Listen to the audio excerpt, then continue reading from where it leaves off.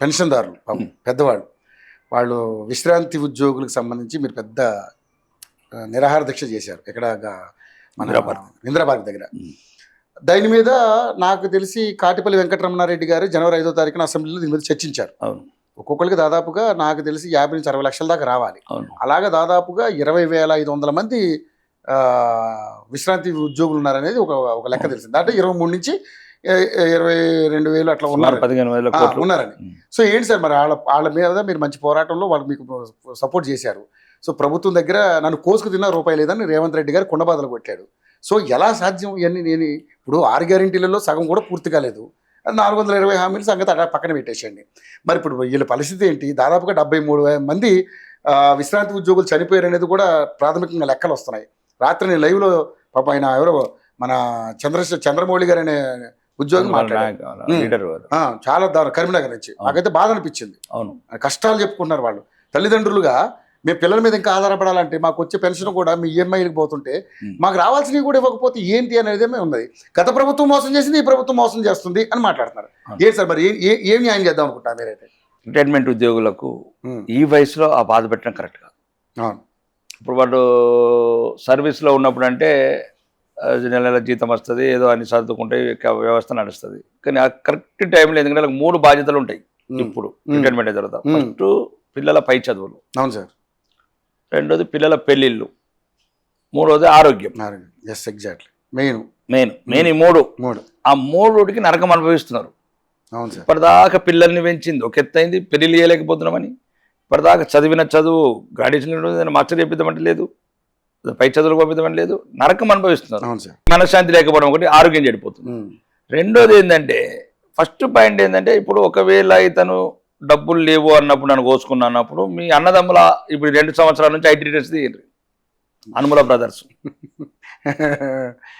తిరుపతి రెడ్డి, కృష్ణారెడ్డి, కొండలరెడ్డి. ఇప్పుడు 3 సంవత్సరాల్లో మీరు ఎన్ని ఐటీ ఫైల్ చేశారు? 3 సంవత్సరాల కింద ఆదాయం ఎంత ఉండి ఇప్పుడు ఎంత ఉన్నది? రేవంత్ రెడ్డి బ్రదర్స్ బంధువులందరిది. అండ్ కాంగ్రెస్ మంత్రులు కావచ్చు, కాంగ్రెస్ నాయకుల కుటుంబాలది కావచ్చు. వీలైతే మాది కూడా తీసుకోండి, మాకేం అభ్యంతరం లేదు. సో దానికి మీరు క్లారిటీ కూడా తీసుకోండి అంతే. డైరెక్ట్ కామారెడ్డి ఎమ్మెల్యే నాది కూడా తీసుకోండి, నాది ముందు ఇచ్చేస్తా. వెంటనే అసెంబ్లీ ఇచ్చేమంటే స్పీకర్కి ఇచ్చేస్తా మళ్ళీ రేపు ఒకసారి. కాబట్టి దోచుకునేది మీరు, దాచుకునేది మీరు. ప్రజలకు ఏది ఇయ్యాలో ఏది ఇయ్యకూడదో నోటికొచ్చి వాగ్దానాలు చేసి అబద్ధాల ముఖ్యమంత్రిగా పేరు తెచ్చుకున్నది మీరు. ఒకవేళ కనీసము వాళ్ళు 35 ఏళ్ళు సర్వీస్ చేశారండి. అందరు చెడ్డవాళ్ళు ఉన్నారండి, అందరు ఏసీబీ కేసులో పట్టుబడరు. అంటే ఎవడో 10 మంది వేదవాళ్ళు ఉంటారు, అదేదో అవినీతి అదే. మొత్తానికి ఒక చాలా నిజాయితీగా చేసి వాళ్ళు ఒక 35 సంవత్సరాలు సర్వీస్ చేశారు ప్రజలకు. వాళ్ళు ఎలక్ట్రిసిటీ డిపార్ట్మెంట్ కావచ్చు, ఇంకేదైనా డిపార్ట్మెంట్ కావచ్చు, ఏ డిపార్ట్మెంట్లో ఆ డిపార్ట్మెంట్ టీచర్స్ కావచ్చు, విద్యాబుద్ధులు చెప్పినారు. నీలాంటి సన్నాసులకు నాలాంటి సన్నాసులకు చెప్పి పెద్దోళ్ళని చేసినారు, ఎమ్మెల్యేలను చేసినారు, ముఖ్యమంత్రులను చేసినారు, కలెక్టర్లను చేసినారు. ఆ కలెక్టర్లు ఐఏఎస్ అఫీసర్లు వాళ్ళకు కూడా బుద్ధి లేదు. వాళ్ళు ఆ టీచర్ అతను సరి చెప్పించుకుని వాళ్ళకు కూడా ఇస్తలేరు.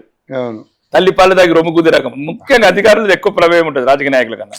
కాబట్టి ఏది ప్రాధాన్యత ఉన్నది ఇచ్చేయండి. లేదు 13,000 కోట్లు ఉన్నాయి, 6,000 కోట్లు ఇచ్చేయండి.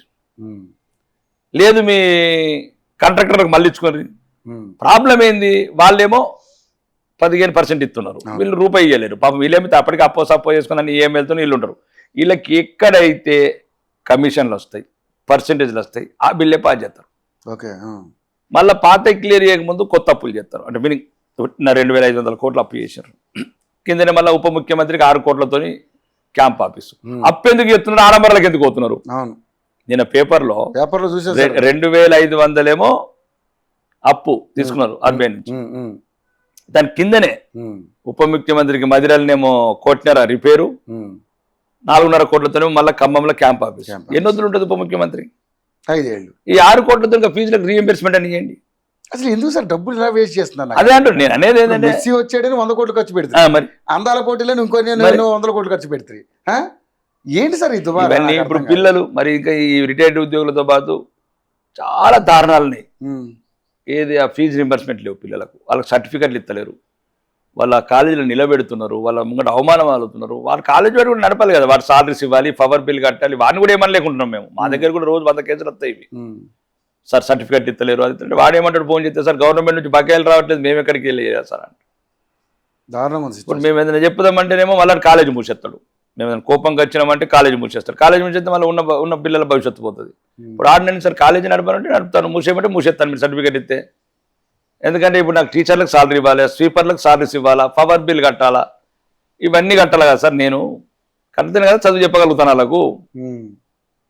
వాళ్ళు చెప్పే కాబట్టి ప్రభుత్వము ఈ ప్రజాకర్షణ పథకాలు దుబారా చేసే పథకాలు పక్కన పెట్టి కొన్ని రోజులు ఇట్లాంటి ఏవైతే పిల్లలకు ఏవైతే ఫీజు రింబర్స్మెంట్ ఉన్నాయో ముందు ఇచ్చేసేయండి.